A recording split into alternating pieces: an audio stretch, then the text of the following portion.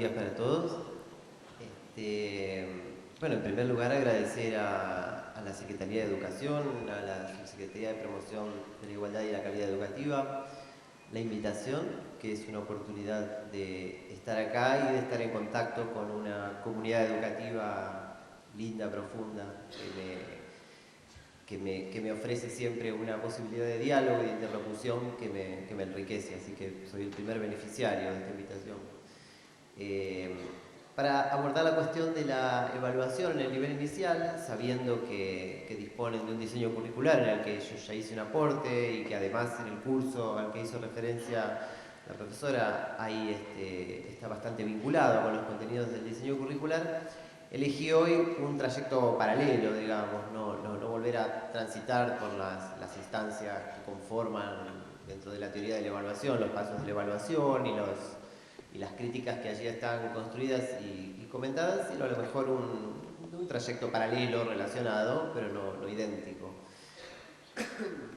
En primer lugar, la cuestión hace un par de semanas estuve en Río Cuarto, en el congreso de UNADENI, y allí se discutía sobre la identidad profesional de los docentes de nivel inicial. Es decir, si nos imagináramos una discusión, una conversación entre profesores de distintos niveles de enseñanza, nos imaginaríamos a los profesores universitarios, por ejemplo, en la sala de maestros, discutiendo sobre su experiencia de dar clases en las aulas de la universidad, y los escucharíamos decir cosas como los proyectos que están escribiendo y desarrollando para poder publicar y jerarquizarse como docentes, o los escucharíamos quejarse de que los estudiantes presentan en sus monografías cosas copiadas de internet, o los escucharíamos pensando cómo van a armar el parcial y la montaña de parciales que tienen para corregir. Y entre las cuestiones que más los preocuparían estarían las que tienen que ver con la evaluación, posiblemente. En la escuela secundaria y en la primaria, una serie de prácticas también reunirían a los docentes en torno a las cuestiones de la evaluación. Un grupo de docentes de nivel inicial discutiendo. En cambio, es poco probable que sus discusiones tengan la preocupación inmediata de la evaluación en el sentido de acreditar o de garantizar los aprendizajes, y más bien discuten y construyen una reflexión sobre el episodio cotidiano de la enseñanza, sobre el episodio cotidiano, en la presentación que hicieron recién de mí, siento que al hablar con ustedes hablo desde mi lugar de maestro jardinero. He trabajado más de 10 años como maestro jardinero y he sostenido conversaciones con mis colegas, he trabajado en pareja pedagógica. Las preocupaciones cotidianas, por suerte y por desgracia, como ahora veremos, no suelen pasar por la evaluación en el mismo sentido que en otros niveles de enseñanza. Digamos que en todos los niveles de enseñanza un docente está atravesado por una doble actitud, y más en otros niveles que en el nivel inicial posiblemente. Una actitud enseñante que tiene que ver con la posibilidad de entregar, de ofrecer, esta cosa de generosidad, de desparramarse sobre los otros, de poder entregar lo que uno es, lo que uno trae, mostrarse a sí mismo como ejemplo. Cuando estamos frente a los alumnos, hay una energía en nosotros que nos conduce a dar, que nos conduce a dejar en ellos algo. La metáfora de la transmisión, como metáfora de la enseñanza, es muy elocuente respecto de este aspecto, de esta energía enseñante del docente. La actitud evaluante tiene que ver con un momento paralelo a la enseñanza en el cual se trata de mirar, se trata de construir una reflexión, se trata de asignar un valor. Pero si miramos la lista de cualidades de la actitud evaluante del docente, veremos que no es homogénea. Hay por lo menos dos grupos ahí que se pueden reconocer. Por un lado, la evaluación que tiene que ver con lo reflexivo y con la posibilidad de hacer un alto en la acción y mirarla y comprenderla y construir y reformular. Y por otro lado, la cuestión más dura de tomar una decisión, de sancionar el destino del alumno a partir de lo que uno ha podido reflexionar, de lo que uno ha podido reconocer en esa práctica. Recuerdo una maestra que hablaba con sus alumnos acerca de el agua en estado sólido, líquido y gaseoso. Era una maestra de primer grado y yo la estaba observando para un trabajo de campo, y la maestra tenía en la mano un vaso con cubitos de hielo y otro vaso con agua líquida. Y entonces ella explicaba: ¿dónde vieron ustedes, le decía a los chicos, el agua fría y dura como está en este vaso? Los nenes decían, en el freezer, en el congelador. Y mientras ella con esta voz dulce y didáctica explicaba, había un nene que estaba hablando con otro y le decía, ¡Jonathan, cortala! Y después seguía hablando y diciendo, el agua en cambio de este lado está líquida, como ustedes pueden ver, la movemos y no deja huecos en el vaso. ¡Jonathan, no te lo digo más! Ella me había dado permiso de filmarla y después me tomé el trabajo de separar los fragmentos en los cuales hablaba en forma didáctica, transmisiva, y en los cuales hablaba en forma punitiva, en los cuales retaba a Jonathan. Y uno podía ver ahí a dos personas distintas. Y esta coexistencia se da, hagamos el ejercicio, grábense, hablando con sus alumnos, y después, si manejan algún programa de edición de sonido, traten de partirse. Es verdad que el ejemplo no es ocioso, ¿no es cierto? Uno debería decir, bueno, ¿qué relación tiene este ejemplo en el que lo que estamos comparando es una actitud transmisiva, enseñante, y una actitud de disciplinamiento, en realidad, una actitud de control del orden en el aula? Y es que, como enseguida vamos a ver, en el nivel inicial hay una superposición entre cuestiones evaluativas y cuestiones disciplinarias que se replica en otros niveles de enseñanza con consecuencias mucho más graves que en el nivel inicial. Un contraste entre la evaluación vista como un espejo, que se corresponde con aquellas imágenes que aparecían encabezando la lista de la actitud evaluante, y la evaluación como una certificación, en donde están los otros elementos. Fijémonos que tanto para referirnos a la posibilidad de construir una reflexión sobre un proceso en el cual los alumnos desarrollamos con ellos actividades para promover aprendizajes, como cuando nos referimos a la calificación. Cuando digo esta oposición entre la evaluación como un espejo, con la que seguramente simpatizamos y nos sentimos reflejados, y la idea de la evaluación como una certificación, nos invita a simpatizar con el espejo y a alejarnos de la aprobación, de la idea de sello, ¿no es cierto? Sin embargo, quizás sea espuria esta identificación.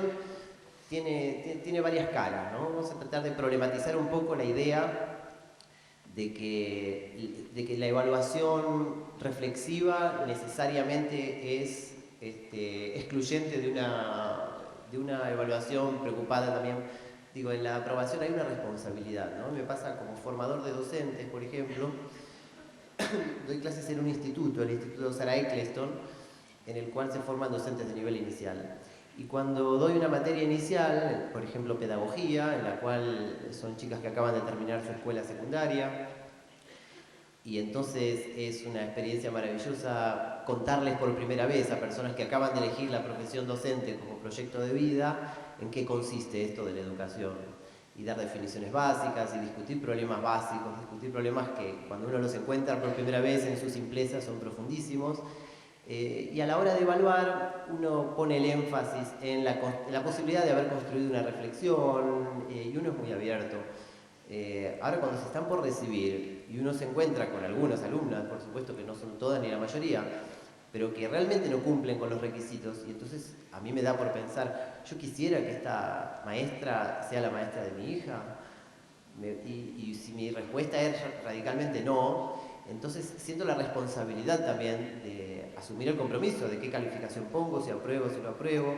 Entonces, a la hora de enfrentarnos a los aprendizajes, por supuesto, hay niveles de enseñanza, hay contextos en los que tiene más trascendencia, más peso y consecuencias más graves, el modo en que uno asuma esa responsabilidad, pero en esencia, en todos los niveles de enseñanza existe esta dimensión también de la evaluación que tiene que ver con decidir y sancionar.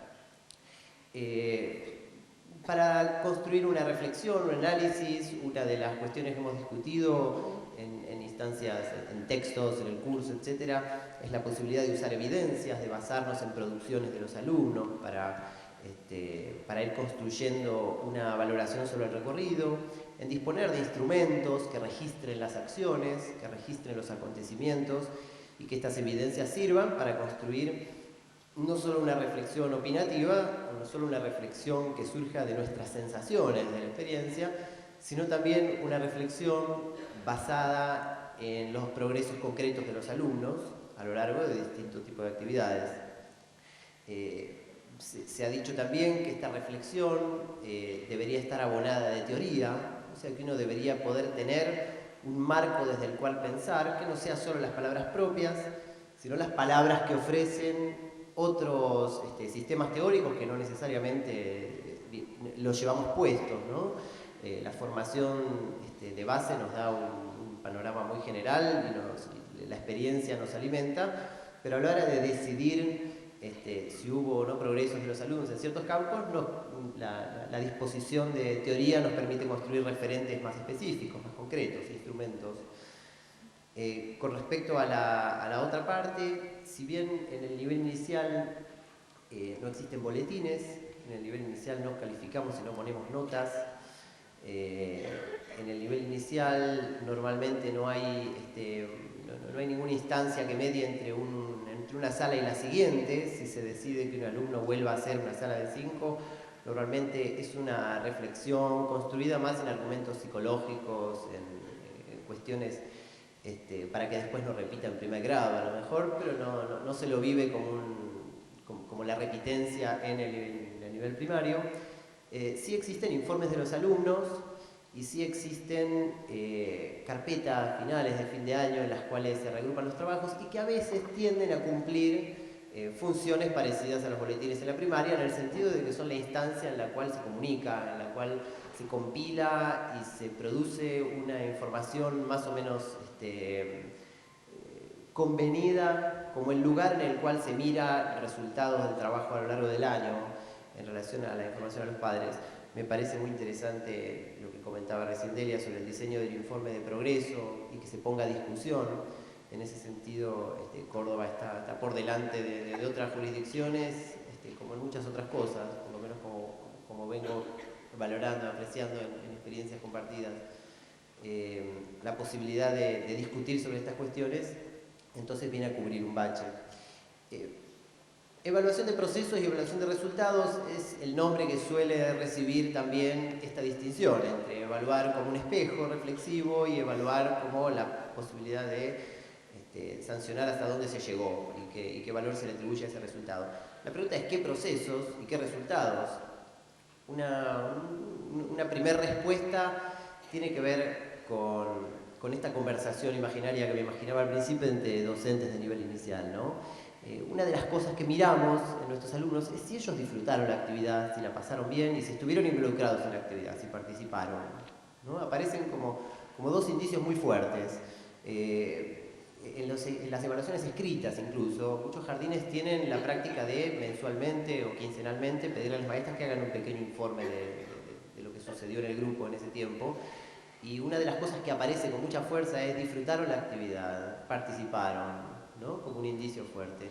Y en relación a los resultados, se focaliza mucho en las producciones, en lo que ellos lograron hacer, por ejemplo, dibujos, por ejemplo, maquetas, por ejemplo, sistematizaciones en cuadros o escrituras, y en la posibilidad de haber concretado un evento como una muestra o cosa por el estilo.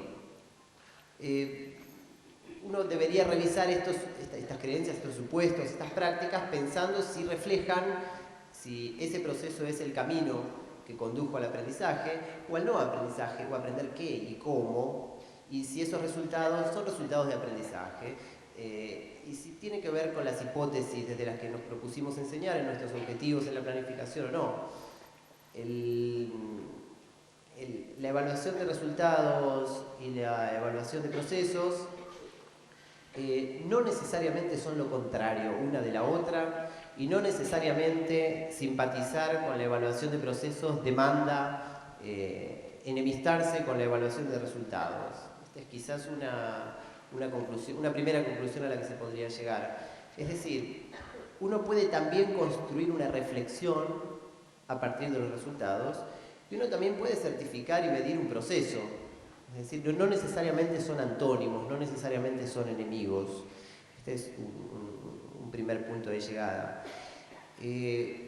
Cuando miramos la evaluación en los otros niveles de enseñanza, la crítica habitual es que la evaluación de resultados eclipsa, oculta, tapa. El docente evaluante saca patadas al docente enseñante, digamos, ¿no? La necesidad de poner una nota en otros niveles de enseñanza, creo que todos, si somos docentes, hemos pasado por el profesorado hace pocos o muchos años y tenemos presente lo que sucedía cuando dábamos exámenes, cuando cursábamos materias. Y creo que podemos entender perfectamente a qué se refiere esta idea de que la evaluación de resultados eclipsa el interés sobre los procesos. Estudiamos para el examen y le preguntábamos al profesor, ¿esto entra en el parcial, no? Y el profesor decía, sí, esto entra, esto no entra. Y si esto no entra, entonces no lo leo, o lo dejo para leer después. Entonces, este fenómeno del resultado certificante que mata, que echa el interés sobre los procesos, el interés sobre la autoevaluación, contrasta con un centramiento, y esto ya es más propio del nivel inicial, sobre los procesos que desestima la importancia de los resultados. Es un fenómeno contrario. Lógicamente, si hubiera que elegir entre alguno de los dos, posiblemente en todos los niveles de enseñanza sería deseable poner el foco en los procesos y poner el foco en la construcción de una reflexión sobre el aprendizaje. Pero el centramiento sobre los procesos, si el proceso es un proceso minuciosamente analizado, si existe sobre la base de instrumentos que lo amplifican, no necesariamente que lo miden, pero que lo amplifican, que nos lo permiten ver, que nos permiten realmente tener una mayor conciencia sobre lo que está sucediendo, es absolutamente genuino. Ahora, si el proceso es el mero relato de lo que pasó, y poder decir a los chicos les gustó y los chicos participaron, entonces a lo mejor también puede ser problemático el centramiento en los procesos por este otro motivo. Repasemos entonces muy brevemente algunas cosas que se dicen con muchísima fuerza. Si uno se pone a buscar bibliografía sobre evaluación, lo que más va a encontrar es un discurso muy cargado políticamente, un discurso muy enojado con la evaluación, por este motivo, porque desplaza y asesina el interés genuino por el aprendizaje. Se dice, esto lo dice Camiloni, Edith Litwin, Philippe Renou, por ejemplo, son algunos referentes de autores que se dedican profundamente a estas cuestiones. Méliès patologiza las prácticas de enseñanza y la motivación del aprendizaje, es decir, convierte la experiencia de enseñar y aprender en una especie de obsesión por aprobar o desaprobar.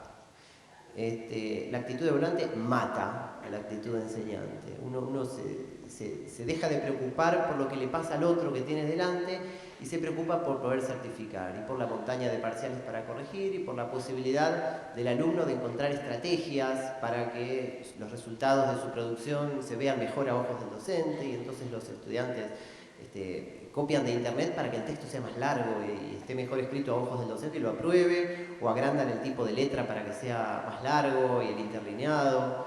Es decir, todas estrategias que son vistas desde la teoría de la evaluación como patologías de la enseñanza. ¿Qué pasa en el nivel inicial? En el nivel inicial no sucede todo esto. Efectivamente, la enseñanza prevalece y la evaluación se propicia en forma personalizada, y los alumnos del nivel inicial jamás buscan estrategias para aprobar porque no están vistas de un boletín ni nada por el estilo. Los problemas de la evaluación en otros niveles de enseñanza son bien diferentes de los problemas de la evaluación en el nivel inicial. No obstante lo cual, tenemos a lo mejor otros problemas. Creo que si hubiera que establecer una enumeración, una de ellas sería que la evaluación se superpone un poco con la cuestión de las prácticas de disciplina y del contexto de vida de los niños. Es decir, muchas veces las prácticas evaluativas o las consideraciones acerca del progreso de los proyectos, de las unidades didácticas, de las actividades con los alumnos, se superpone la cuestión cognitiva con la cuestión del comportamiento de los alumnos, con la cuestión disciplinaria. Esto a nivel discursivo, ¿no? Si uno se pone a analizar informes escritos sobre el progreso de los alumnos, se encuentra con esta superposición. Y son dos cosas sobre las que vale la pena construir una mirada profunda, ¿no? Pero también son dos cosas sobre las que a lo mejor vale la pena poder diferenciarlas. Por otro lado, una característica de la evaluación en el nivel inicial es que no hay notas, no hay calificaciones, pero hay escalas espontáneas. Es decir, si bien no los calificamos a los alumnos, disponemos internamente de una escala de lo que está bien a lo que está mal, de lo que es un resultado aceptable a lo que es un resultado óptimo, a lo que es un resultado insuficiente, y las construimos de una manera más o menos imprecisa. Imprecisa no es lo mismo que flexible, ¿no es cierto? Flexible significa que aceptamos a conciencia que esta escala no debe ser una escala rígida y que debe ser una escala que se amolde al desempeño de los alumnos, y que esta idea de basarse en el promedio, que tiene que ver, por ejemplo, si yo considero que un alumno es participativo, porque la participación es efectivamente un referente fuerte para hablar de los referentes de la evaluación en el nivel. ¿Es participativo con respecto a qué? Porque uno puede estar en un grupo en el que nadie dice nada y nadie hace nada y los chicos están muy tímidos, y cuando uno dijo algo lo considero participativo. Pero en un grupo en el que es ebullicioso, desbordante, etc., el mismo alumno con la misma participación puede pasar desapercibido. A esto me refiero cuando me refiero a basarse en el promedio. Otra cuestión que se discute mucho, Mayra Bonadero, una autora a la que siempre me gusta citar porque es cordobesa, hizo sus trabajos de maestría sobre la evaluación en el nivel inicial, planteaba esta idea de que la evaluación en el nivel inicial se basa mucho en las teorías del desarrollo. Es decir, si este niño que tiene esta edad y por lo tanto se corresponde con tal estadio de desarrollo, realiza las destrezas cognitivas, observa un comportamiento acorde a su edad, entonces ese es el referente que utilizo para evaluar. Esto es problemático en el sentido de que los estadios de desarrollo, como bien lo dicen los autores psicólogos del desarrollo, no están asociados a la edad de una manera rígida, sino que se supone que se van integrando en forma conjunta a los anteriores, pero no necesariamente a cierta edad sucede tal cosa en forma matemática. Entonces Bonadero construye toda una crítica alrededor de la utilización de los estadios piagetianos o de las hipótesis de escritura de Emilia Ferreiro, por el caso, para evaluar a los alumnos. Este punto quizás es el más fuerte, ¿no? Esta idea de la idea socialmente instalada de que en el jardín no se evalúa porque no hay boletines, es de alguna manera apropiada en el ámbito profesional, y nos pesa como un estigma también. La idea de una evaluación amplia, abierta, formativa, puede confundirse con la ausencia directa de evaluación o con la idea de que la evaluación no es importante. Este punto ya lo había comentado antes, ¿no? Esta idea del proceso como un relato. Bueno, este señor, ¿lo conocen? Este señor es Paulo Freire. Paulo Freire, un pedagogo brasilero, considerado el último gran pedagogo de la era moderna. El de la foto de al lado es menos conocido, pero también tuvo su influencia en el mundo educativo. Se llama Skinner, como el director de la escuela de Bart Simpson, pero en realidad es al revés. El director de la escuela de Bart Simpson se llama Skinner en honor a este señor. A Skinner se lo conoce por ser el inventor de la máquina de enseñar. Es decir, por allá por los años 40, Skinner dijo, voy a inventar una máquina que sirva para enseñar. Y esta máquina consiste en una especie de caja registradora que tiene una ventanita por la que aparece una pregunta, y el alumno lo que tiene que hacer es mirar esa pregunta, escribir la respuesta y baja una palanca y ve si su respuesta era correcta o no. Pero él tiene fundamentos bastante sólidos para avalar esa máquina. Esta máquina funcionó en Estados Unidos durante unos años, se hicieron varios diseños, y mucho software educativo actual se parece muchísimo a la máquina de enseñar de Skinner, que fue inventada muchos años antes de que se utilizaran las computadoras de forma masiva como ahora. Quisiera hacer entonces un breve paréntesis ahora y escuchar al propio Skinner, que nos cuente un poco cómo funciona su máquina, y después escuchar un poco a Freire, que nos hable un poco de su concepción educativa también. Porque de alguna manera estos dos autores sintetizan estos espíritus del espejo y la certificación en el imaginario colectivo, por lo menos, ¿no? Ahora si los escuchamos no sé si seguiremos pensando lo mismo. Pero bueno, son dos videos muy cortitos, duran apenas unos minutitos cada uno y creo que van a ser una buena bisagra. Estos videos los había compartido hace un tiempo en otro lado con un público mucho menos masivo, eran pocas personas, y generó un hermoso debate. Entonces me pareció apropiado también para una disertación que está al inicio de algo y que vamos a seguir encontrándonos a lo largo del día y mañana. Entonces quizás esto marca un punto de referencia para discusiones en otros ámbitos de estas jornadas también, ¿no? A ver si funciona bien.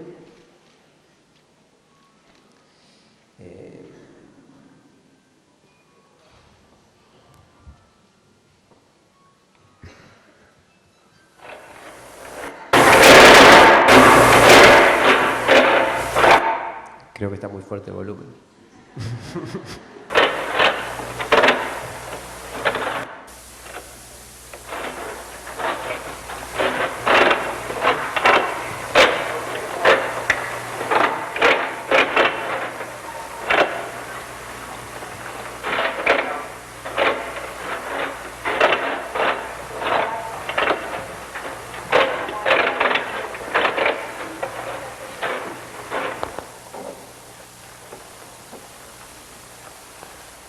El estudio con una máquina para enseñar suele ser espectacularmente eficaz.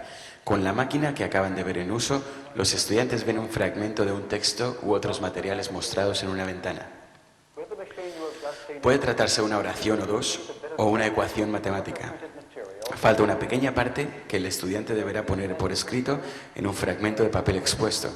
Esta respuesta puede ser la respuesta a una pregunta o la solución a un problema, pero generalmente es un símbolo o palabra que completa el material que él acaba de leer. En cuanto el estudiante ha escrito su respuesta, éste acciona la máquina y conoce de inmediato si su respuesta fue correcta o incorrecta. Esto es una gran mejora en relación con el sistema en el que el maestro califica los trabajos. Pero el estudiante tiene que esperar quizás hasta el otro día para reconocer si lo que él contestó está bien. Ese conocimiento inmediato surte dos efectos principales. Conduce muy rápidamente a la formación de una conducta correcta. El estudiante aprende rápidamente a dar una respuesta correcta, pero también tiene un efecto motivador. El estudiante queda liberado de incertidumbre o ansiedad respecto de su éxito o fracaso. Su trabajo se hace agradable, no tiene que obligarse a estudiar. Un aula en la que se utilicen estas cosas es generalmente un lugar de intensa concentración. Una de las funciones de la máquina para enseñar es informarle rápidamente a los estudiantes si su respuesta ha sido adecuada. Eso es importante no solo para el aprendizaje eficiente, sino para generar un alto nivel de interés y entusiasmo. Otra ventaja importante es que el estudiante es libre para avanzar a su propio paso, con las técnicas en las que se obliga a una clase completa a avanzar unida. El estudiante brillante pierde tiempo esperando a que los demás se pongan al día, y los estudiantes lentos, que es posible que no sean inferiores en ningún otro aspecto, se ven obligados a ir demasiado rápido, sin haber terminado la tarea del día. Es incluso menos probable que termine una segunda tarea, y así se va quedando cada vez más atrás, hasta que suele abandonar los estudios, a menos que se tomen medidas remediales. El estudiante que aprende con la máquina avanzada el paso que es más eficaz para él. El estudiante rápido abarca el material del curso en corto tiempo. Pero, si se les da más tiempo, el estudiante lento puede abarcar la misma cantidad de materia. Ambos aprenden la materia de forma completa. Una tercera característica de la misma enseñanza es que cada estudiante sigue un programa cuidadosamente elaborado, que va de la etapa inicial, en la que éste desconoce totalmente el material, hasta llegar a la etapa final, en la que alcanza la competencia en la materia. Esto lo hace dando un gran número de pasos muy pequeños organizados en un orden coherente. Cada paso es tan pequeño que él está seguro de darlos correctamente. El material está diseñado para darles a los estudiantes toda la ayuda que sea posible. En ningún sentido se le está sometiendo a una prueba. Por el contrario, los consejos y sugerencias útiles y señales de aprobación aumentarán al máximo las posibilidades de que acierte. El hecho de que cada paso que dé es muy pequeño es muy importante, aun cuando no parezca un gran logro, siempre es un avance en la dirección correcta. Luego hasta aquí. Skinner, uno de los referentes más importantes del conductismo norteamericano, como lo fue John Watson o Pavlov en la Unión Soviética. Lógicamente estamos hablando con una persona que piensa y vive en los años 40, pero que tiene una cátedra importantísima en la Universidad de Harvard y que es uno de los psicólogos más reconocidos de su época. Si la máquina fuera un juego, es decir, claramente él no propone que la máquina sea vivida como un juego, pero sabemos que la definición de juego tiene que ver con una cuestión cultural, con la presencia de ciertos elementos, pero básicamente una actividad es definida como lúdica por una especie de consenso cultural por el que decidimos que esa actividad libremente elegida y aceptada y que posee ciertas cualidades de goce intenso, de competencia, de cooperación, de uso de ciertos objetos, de presencia de ciertas dinámicas, es socialmente, culturalmente reconocida como juego. ¿Qué pasaría si la máquina fuera un juego y los chicos la utilizaran como tal, por ejemplo? El uso de la máquina, Skinner lo fundamenta en la inmediatez de la corrección también, ¿no es cierto? Nos dice que el alumno no tiene que esperar una semana para que le digan si lo que puso en el examen estaba bien o mal, sino que lo sabe inmediatamente. Lo que no dice es que la máquina tiene una sola respuesta correcta. Es decir, que cuando uno escribe la respuesta y pasa la palanca, la respuesta que le aparece como correcta y que dice si lo que uno había dicho estaba bien o mal, es una sola y única. Dice que los alumnos están muy entusiasmados y muy comprometidos y muy entretenidos con esta máquina que les resulta interesante y novedosa. No sé si eso les suena de algún lado, si les resuena de algo con respecto a la educación actual. A mí me resuena un poco con lo que ya saben, con las nuevas tecnologías y con las computadoras. Lo que no dice tal vez es que no hay ningún tipo de interacción entre los alumnos entre sí y que esta ventaja que él propone, dice, bueno, cada uno lleva su propio ritmo. El que va rápido pasa la palanca más rápido, el que va lento pasa la palanca más lento y no lo apuramos y le damos su propio tiempo. Esta diferencia, esta heterogeneidad de velocidades, de capacidades es vista como un peligro, como una amenaza y no como una oportunidad. Y dice que el maestro que escribe las preguntas de la máquina de enseñar planifica muchísimo. Yo creo que no debe haber existido en la historia maestro que planifique más que el que usaba la máquina de enseñar, porque tenía que escribir una cantidad enorme de preguntas, imaginar sus respuestas, y la tarea de diseñar este instrumento debe haber sido faraónica, cuanto menos.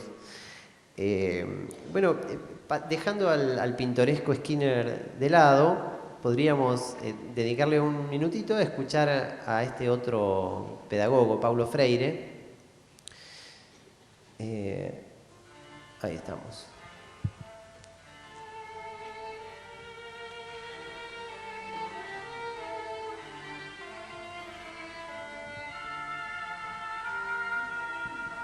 La otra cuestión, por ejemplo, es preguntarnos cuál es nuestra comprensión del acto de enseñar y cuál es nuestra comprensión del acto de aprender.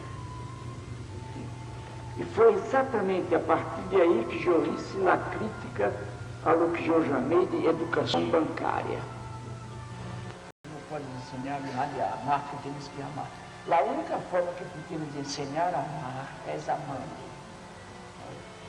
E o amor é realmente eu creio que o amor é a transformação definitiva. Isso me disse novamente que há que partir, há que saber partir do nível onde o educando está, os educandos estão. Este é um nível cultural, e por isso que o educador tem que ser sensível, o educador tem que ser esteta, tem que ter gosto. A educação é uma obra de arte. o educador tem que ser ético, ele tem que respeitar os limites da pessoa. Eu não posso entrar em ti e respeitar-te. Eu tenho que respeitar tus sonhos, respeitar tus medos. Eu devo também tocar em tus medos, como psicoterapeuta hace, às vezes, psicanalista. Se tu trabalhas com um grupo metido no silêncio, há que encontrar um caminho para que ele rompa o silêncio. Agora, às vezes nós não encontramos realmente, não há receitas para isso, não encontramos o caminho certo, o caminho certo para alcançar o miolo do silêncio. Se o grupo me quer escutar, não puedo negar-lhe minha voz. Pero em seguida, eu demonstro que necessito também de sua voz. Minha voz não tem sentido sem a voz do grupo. E lo evito e lo desafio. O ponto de partida da educação está no contexto cultural, ideológico, político, social de los educandos. Não importa que esteja este contexto echado a perder. Uma das tarefas do educador é rehacer isto. Nesse sentido é que o educador é também um artista. Ele rehace o mundo. Ele redibuja o mundo. Repinta o mundo. Recanta o mundo. Redança o mundo.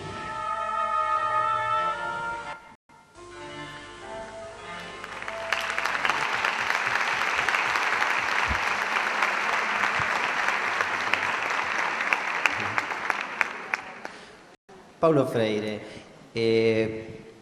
perfectamente coincidieron en alguna época las dos miradas y perfectamente coinciden en la actualidad.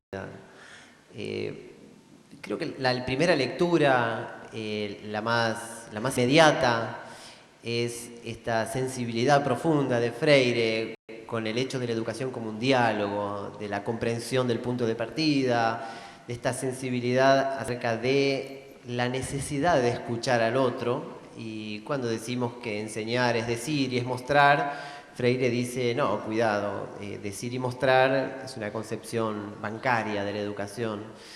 La educación no es solo decir y mostrar, también es poder decir y mostrar en diálogo con otro y poder mirar y poder escuchar a los alumnos.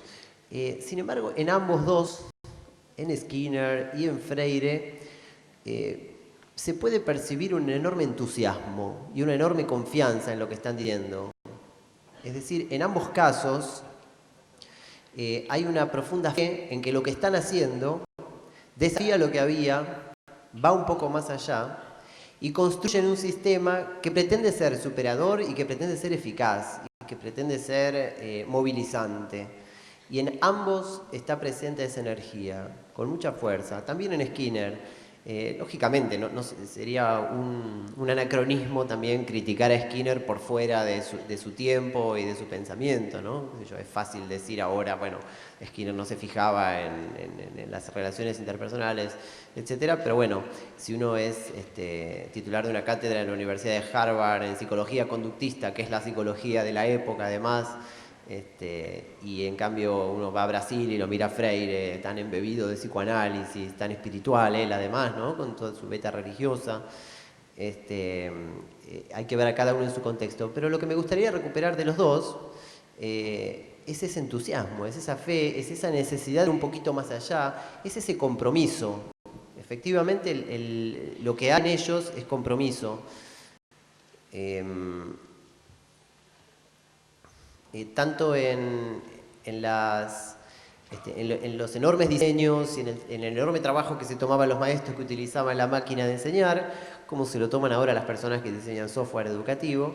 Por supuesto, hay diferencias importantes entre la máquina de enseñar y el software educativo, pero o en el perfil absolutamente político y absolutamente comprometido con la la relación pedagógica más que con la eficacia del método de Freire. A mí me da por compararlos, y voy a pedir disculpas si hago una analogía grosera, pero con Comenius y con Rousseau, otros dos autores que seguramente hemos leído, estudiado alguna vez, en el sentido de que Comenius tenía una firme confianza en el método y en su didáctica magna plantea que si algo sale mal, la culpa es siempre del maestro que aplicó mal el método, nunca del alumno, por ejemplo, ¿no? Y esto se parece mucho a algo que decía acá Skinner. Y Rousseau, que plantea la necesidad de salir de las estructuras escolares y de enseñar en vistas al mundo, y plantea toda su enseñanza de su alumno imaginario, Emilio, como un larguísimo diálogo que dura toda una vida. El Emilio es un libro muy lindo, para quien alguna vez lo ha leído lo sabe, quien no lo ha leído está altamente recomendado, en el que Rousseau inventa y se imagina a un alumno, le pone de nombre Emilio, y a lo largo de la vida de Emilio va transitando experiencias educativas totalmente por fuera de la escuela, porque él dice que los libros embrutecen y que necesita uno aprender del libro de la vida y no del libro escrito. Hace algunos años, a fines de los 90, yo era maestro de una sala de 5 y hubo un concurso de proyectos, y yo participé con un proyecto que se llamaba Mis Amigos Postales. Envié el proyecto y obtuvo una mención y se publicó por ahí en algún lado, en un sitio de internet. Y el proyecto consistía en que mis niños dialogaran con una sala de 5 de la Ciudad de México. Entonces a mí me interesaba que ellos entablaran una comunicación con ese grupo de niños y para trabajar una serie de contenidos. Revisándolo, hace poco me lo mandaron, me dijeron, ¿te acordás de esto que mandaste al concurso? Me di cuenta que no había ninguna referencia a la evaluación en ese proyecto, a pesar de lo cual tuvo una mención en el concurso.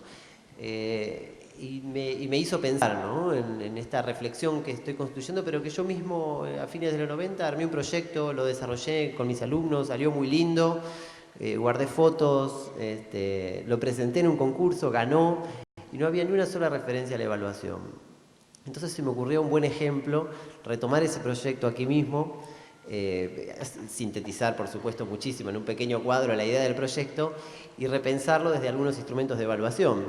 Entonces, el proyecto tenía que ver con entablar esta relación de comunicación y había dos grandes objetivos. Uno era que conocieran otra forma de vida de un grupo que vive, niños que viven en otro contexto, que viven lejos, y que además aprendieran a utilizar ciertas vías de comunicación. En esa época el mail, el correo electrónico era toda una novedad. Recuerden que el primer Windows de uso más o menos masivo fue en el 95, así que esto llevaba pocos años la computadora. Había una en la escuela, pero los chicos no tenían en sus casas computadora todavía. La cuestión de las formas de vida que más me interesaban, porque me había dado cuenta que eran cuestiones trascendentes y visibles, era la cuestión del lenguaje. Los chicos mexicanos hablaban con un acento que a mis alumnos les resultaba completamente extraño. En algún momento un nene me preguntó, cuando escuchó una grabación en cassette que nos mandaron los chicos de México, dice, ¿ese nene es tonto? Y digo, no, no es tonto, es mexicano, los mexicanos hablan así. A él también le debe llamar la atención cómo nosotros pronunciamos la Y. Fíjate que ellos no dicen ya, la llave, como nosotros. Costumbres y detalles de la vida cotidiana, productos artísticos, objetos y lugares son las otras categorías. Y en relación a las vías de comunicación, se eligió, por supuesto, la carta. Les mandamos una carta por correo postal, que en esa época todavía se utilizaba, correo electrónico y envío de archivos que reproducen imágenes, sonidos, grabaciones. Si tuviera que hacer ahora el proyecto, incluiría en mi agenda de la sala la oportunidad de ir viendo a lo largo del desarrollo del proyecto, tener en agenda, tener presente la cuestión de qué cosas de nuestra vida cotidiana son interesantes para mostrar a chicos que viven en la Ciudad de México. Es decir, qué detalles, desde que llegamos a la escuela hasta que nos vamos, qué cosas que los chicos cuentan, invitarlos a ellos a tener la mirada atenta a qué cosas son susceptibles de ser compartidas. Esto no lo puedo hacer el martes a las 2 de la tarde, tengo que tenerlo presente todo el tiempo y en algún momento poder construir tener a mano una ficha, una cartulina pegada en la pared de la sala para poder ir registrando estas cuestiones cuando aparecen. Entonces es algo para lo que hace falta un mecanismo tal como el de la agenda de la sala, ¿no? Esta serie de ítems 3, 4 ítems, los cuales no son para hacer a una hora y un día preciso, sino que son instancias para amplificar aspectos específicos de la vida cotidiana en la sala, cosas que quiero que no pasen desapercibidas. Es un modo de pasar la experiencia por un colador y que algunas cosas siempre queden y yo las pueda recuperar después, porque tienen que ver con destacar el relieve de ciertos elementos por sobre otros. Si tuviera que hacer el proyecto de nuevo ahora, pensaría qué personas podría yo invitar a la sala para que nos ayuden a pensar en lo que estamos haciendo y a pensar en lo que hicimos. Si tuviera a mano alguna persona que viajó a México o que es mexicano, sería una excelente opción, porque entonces nos podría dar una idea de qué cosas le pueden interesar a estos otros niños que viven en esa otra realidad que esta persona conoce y nosotros no.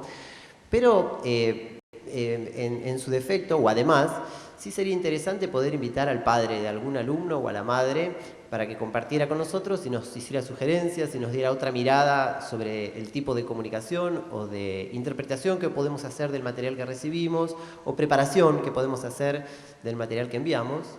Un tercer invitado posible podría ser alguien que entienda de computadoras. En esa época no todo el mundo manejaba con fluidez las máquinas como ahora. Por lo tanto, alguien que nos pudiera ampliar la mirada también sobre las oportunidades que nos brindaba el correo electrónico, el envío de imágenes, etc.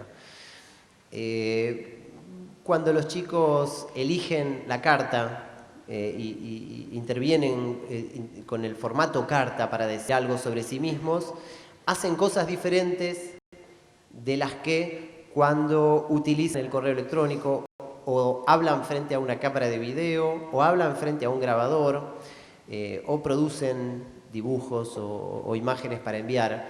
El registro listado de acciones es este mecanismo que a mí me permite ver qué sucede bajo determinado contexto. Y es una forma de evaluar más la enseñanza que el aprendizaje, ¿no? Ver, bueno, qué efectos produce este marco de sentido, este contexto de sentido que les estoy ofreciendo a los alumnos para que trabajen estas cuestiones. Y por supuesto la presencia de registros dentro del proyecto, que en este caso tienen que ver con uno de los objetivos del proyecto, pero la producción de videos, de grabaciones en audio, etc., nos da un elemento para después recuperar y poder reconstruir algo. Son ejemplos se me ocurrió que tomar un proyecto concreto, y además un proyecto que yo mismo desarrollé alguna vez, y me llamó mucho la atención encontrar además que no había ni una sola referencia a la evaluación en este proyecto. Entonces, bueno, quería saldar esa deuda y utilizarlo para compartirlo con ustedes. Creo que si uno pone en internet mis amigos postales, por algún lado todavía aparece ese proyecto publicado, porque quedó en algún lado, en alguna parte. Pensaba en la cuestión de las particularidades de la evaluación en el nivel inicial y que tienen que ver con su identidad pedagógica, ¿no? La suya, profesora, la del nivel inicial. Con la historia. En el jardín, la relación que tenemos con los otros niveles de enseñanza es un poco esquizofrénica. Queremos diferenciarnos de la escuela primaria y nos indigna que se primarice la sala de 5, que se nos contamine la sala de 5 con estos vicios de los asientos en fila, de los cuadernos, etcétera, porque consideramos que ese es un atentado contra la identidad del nivel inicial y queremos diferenciarnos de la escuela primaria. El jardín tiene otro color, el jardín se vive desde otra textura, desde otro clima, desde otro ambiente y desde otras prácticas, pero por otro lado, cuando alguien nos dice que en realidad en donde se aprende de verdad es la primaria, que los chicos en el jardín se divierten, la pasan lindo, pero entonces ahí nosotros no queremos diferenciarnos, queremos parecernos en eso. Decimos, no, tenemos un diseño curricular, tenemos métodos de enseñanza, no somos meramente un espacio de diversión para los chicos. Y esta esquizofrenia que nos conduce a parecernos y a diferenciarnos se refleja también en las prácticas de evaluación, en las que lógicamente nos resistimos a incorporar, creo que pocos estarían de acuerdo en incorporar boletines con calificaciones en el jardín y sería una mimetización espuria con el compromiso con el aprendizaje, pero sí que a este espíritu de la enseñanza abierta, de la enseñanza dialógica y de la enseñanza lúdica, se le pueden agregar instrumentos, se le pueden agregar mecanismos para darle sistematicidad y para darle cierto rigor al compromiso con el aprendizaje de los alumnos. Entonces esta es una de las ideas, ¿no? Esta imagen negativa de la evaluación puede tener que ver con esta necesidad de diferenciarnos de la escuela primaria. Por otro lado, la propia estética del nivel. Si uno entra a una escuela primaria, encuentra a próceres, banderas, escudos, los próceres serios, sobre todo Sarmiento, que siempre está enojado en los cuadros. Y si uno entra a un jardín, en cambio, uno atraviesa una experiencia estética muy diferente. Uno diría, es una observación totalmente superficial. ¿Qué tiene que ver esto con la pedagogía? ¿Qué tiene que ver esto con la didáctica?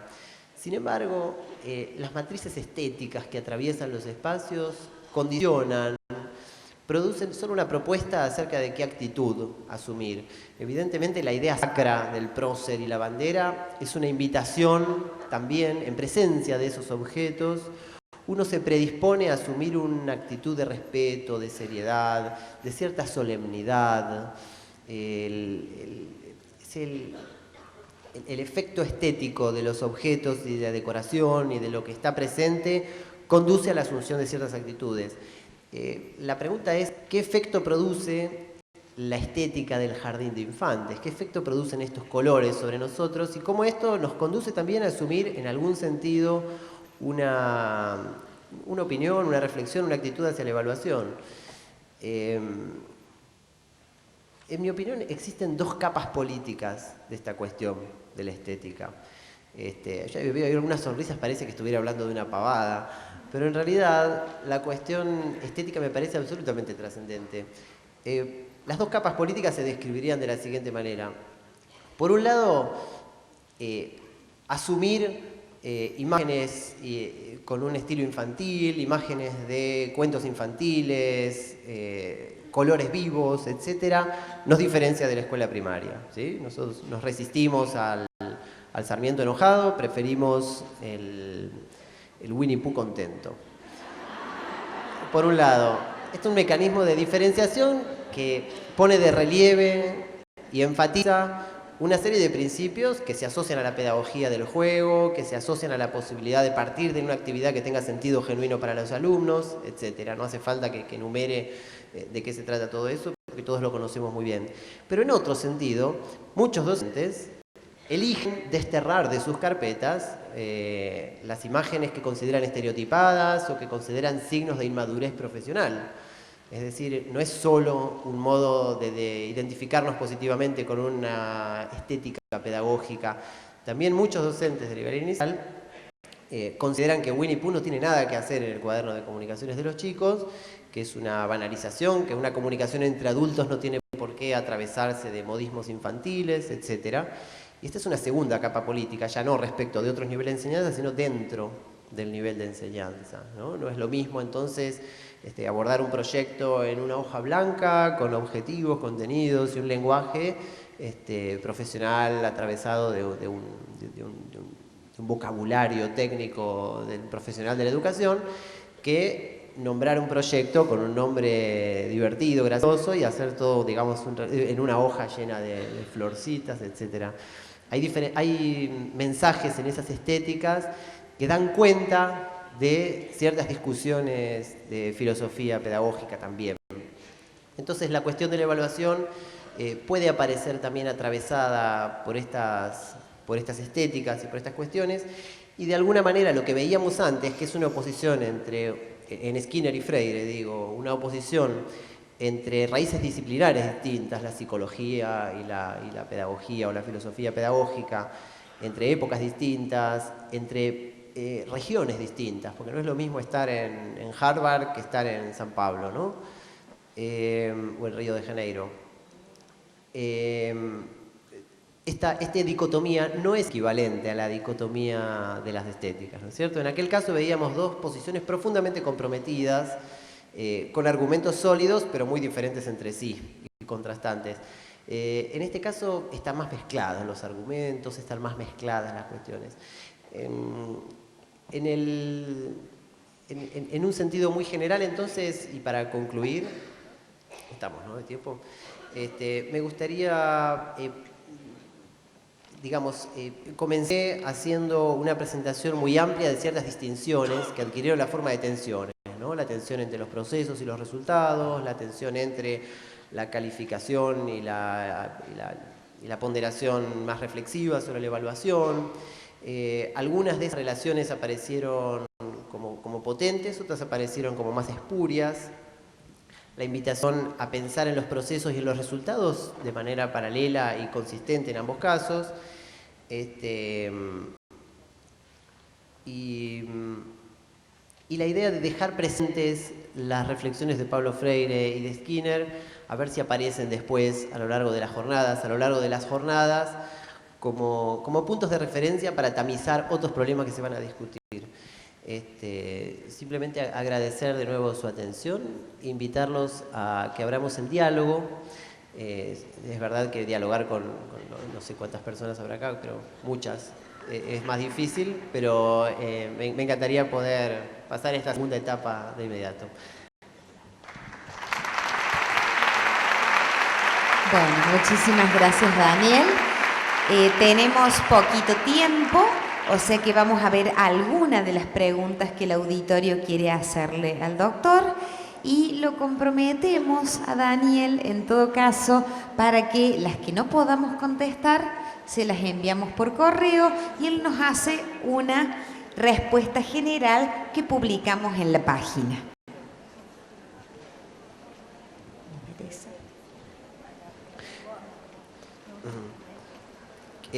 Preguntan acá sobre el hecho de que en el nivel inicial la promoción sea automática y qué opinión me merece el hecho de que la promoción sea automática. Entiendo que se refiere a que no hay que dar un examen, por ejemplo, para pasar de grado, ¿no? Sino que uno pasa a la sala siguiente. Sí, lógicamente, una vez le pregunté a los alumnos del profesorado de formación docente qué pasaría si en el profesorado no hubiera exámenes, es decir, si hubiera promoción automática en un instituto superior, es decir, de adultos. La primera idea fue, bueno, esto sería un viva la pepa, nadie aprendería nada. Entonces, bueno, pero si eligieron estudiar esta carrera, realmente la única motivación para hacer algo es la obtención de una certificación y de una calificación. Las hipótesis fueron entonces mucho más diversas, ¿no? Algunos dijeron que las cosas irían mucho mejor, otros dijeron que las cosas irían mucho peor. En principio sí, estoy completamente de acuerdo. Creo que sería saludable que en los primeros grados de la primaria se jardinizaran un poco. Nos molesta hablar de la primarización de la sala de 5. Quizás sería saludable que se jardinizaran por lo menos primero y segundo grado.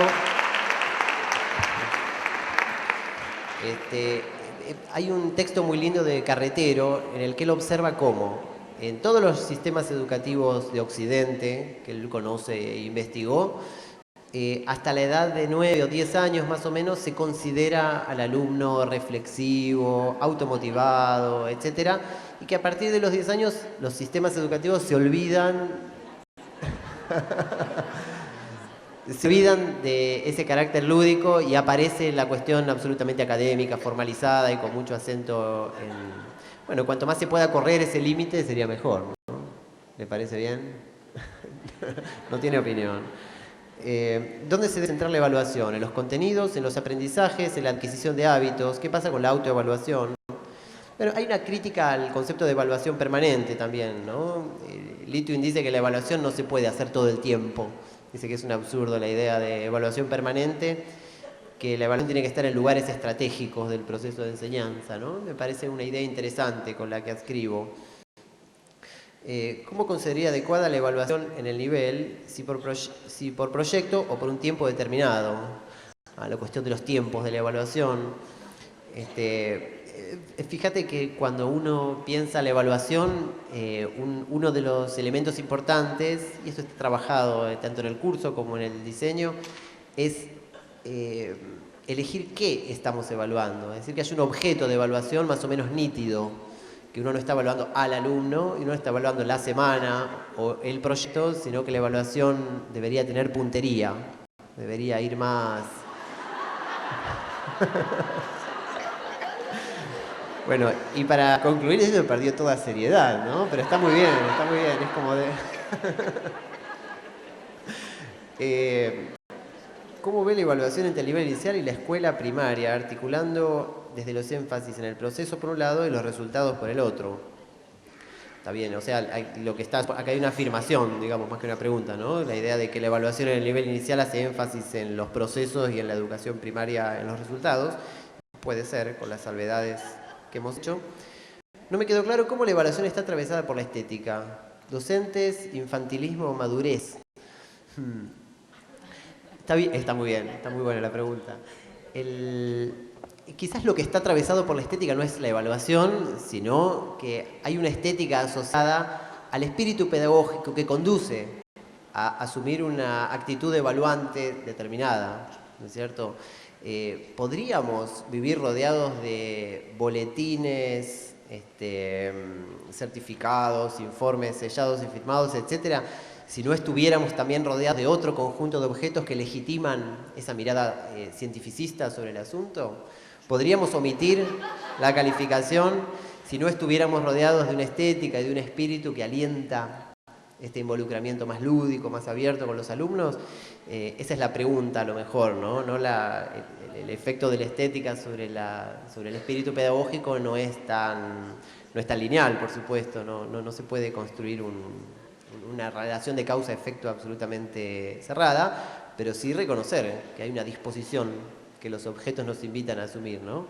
Sin ir más lejos, yo no hablo de la misma manera si estoy en un panel serio que si estoy al lado de un mimo que hace morisqueta. No, pero con todo, con respeto lo digo, ¿eh? ¿Qué más? ¿Por qué los informes de progreso no reflejan lo que pasa en el jardín? Pregunta alguien acá. Bueno, yo no estoy seguro de que todos los informes de progreso que se hacen con distintos formatos no reflejen lo que pasa en el jardín. Pero sí, no es una novedad que los informes pueden estar influidos por lo que uno decide mostrar, las demandas que existen sobre la imagen que la institución transmite. Bueno, creo que como se abren muchos temas, con este cerramos, dale. De acuerdo a lo que dice Bonadero, el sistema educativo argentino no está estructurado en base a las teorías del desarrollo a tal edad, tal grado. Si establecemos indicadores con todo lo que este concepto conlleva, desde el nivel inicial, ¿cómo quedan los que no pueden o no tienen recorrido todo el trayecto? Por ejemplo, 3 años, 4 años, 5 años. Bien, o sea, dado que existimos en un sistema educativo que está graduado y que está separado por edades, como muy bien dice acá, ahí está la idea bien comeniana, ¿no?, de la escuela graduada. ¿Cómo hacemos para despegarnos de las teorías del desarrollo si las teorías del desarrollo están en la base del diseño del sistema educativo, ¿no? Esta sería si entiendo bien, esta es lo que dice la pregunta. Sí, efectivamente. Bueno, hay muchas experiencias de SAL en el nivel inicial, mucho más que en la escuela primaria, de salas integradas. Los supervisores que trabajan en escuelas rurales y que recorren escuelas en las cuales hay muchos grados en la misma aula, se indignan cuando ven que las maestras ponen 2 o 3 pizarrones en el aula y trabajan con los más chiquitos con un pizarrón y con los más grandes con otro, y que la hermosa oportunidad de tener alumnos de distintas edades que se enseñen entre sí, esto que toma pedagogía de Montessori, por citar algún referente del nivel inicial. Es decir, efectivamente, la existencia de niños de distintas edades en el mismo salón de clases favorece, si lo miramos desde una perspectiva más freiriana que skinneriana, ¿no?, favorece un aprendizaje más genuino, más profundo, más cosas, hay más problemas que nos dan más oportunidades de construir una evaluación reflexiva y formativa. Lo que critica Bonadero tiene más que ver con que el referente teórico para evaluar sea la psicología del desarrollo. Es decir, que en vez de evaluar en qué medida se cumplieron mis objetivos o en qué medida sucedieron ciertos aprendizajes, yo evalúe en qué medida este chico ya pasó de la hipótesis silábica a la alfabética porque ya cumplió tantos años y entonces tiene que pasar a esa instancia porque así lo dicta la psicología del desarrollo, ¿no?